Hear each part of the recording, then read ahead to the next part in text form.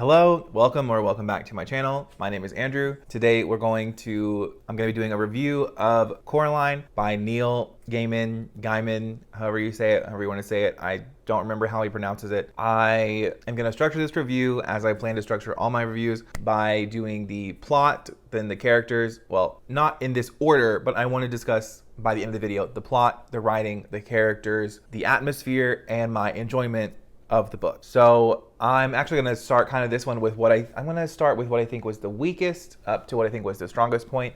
So for me, I would say that the weakest point was probably the characters in a way, because to me, when you're kind of introduced to Coraline in this book, you're kind of just thrown into the world with her and you're just kind of expected to know this is who you're following in this book. I don't really feel like we get to see anything deep with Coraline.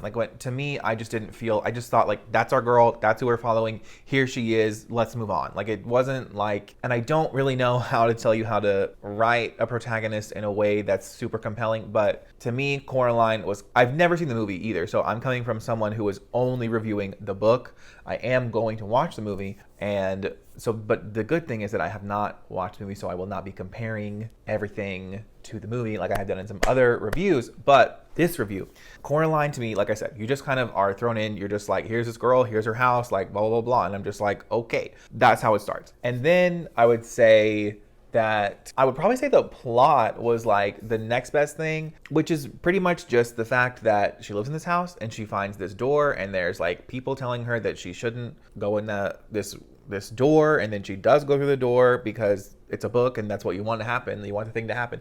And she goes through the door, she meets her other mother, and her other mother's creepy as fuck. Really creepy, really shady. Don't want to be around her, okay? Really, really don't. Really don't.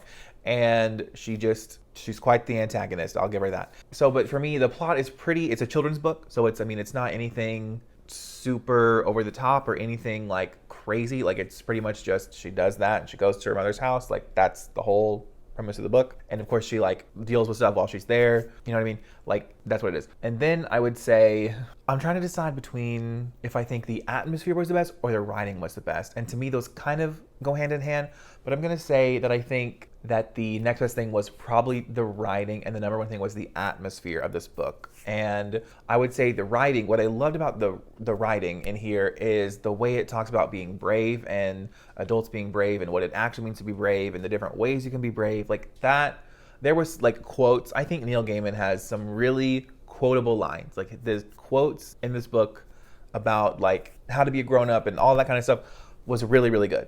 But the real star of this book is the atmosphere, and the way the audio book has these rats singing this song is definitely creepy. So, and of course, I listened to the audiobook of this. Gaiman narrates it himself. So I gotta say, the Coraline not having a full agency, that's a good word. I want a character who feels like they have agency.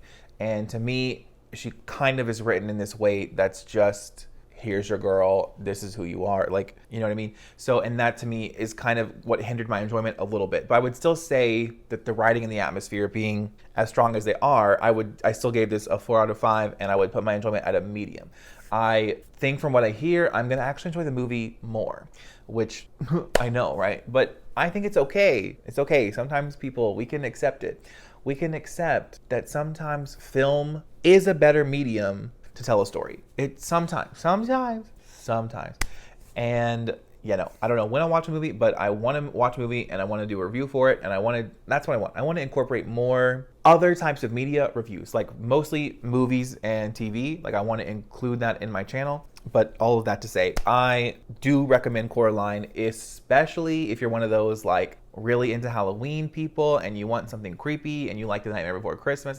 This is gonna be your thing. I am kind of medium on Halloween. I could take it or leave it. So, and I'm glad this was my first Neil Gaiman, because I hope it's not my favorite of his. I still have high hopes for this man. I'm the most excited for The Ocean at the End of the Lane, because so many people have that as one of their favorites. How soon will I read that? I don't know. I kind of want to save it for last, but you're always worried that your taste might be different. But that's how I'm feeling now. This is a really short book, so I really don't have a lot to say, but I will just say that I do recommend this book. Like I said, especially if you're a Halloween kind of girly, you probably already read it if that's the case. So yeah, if you have read other Neil Gaiman books, please tell me your favorite. Tell me your experience with this book versus the movie, which one you like better.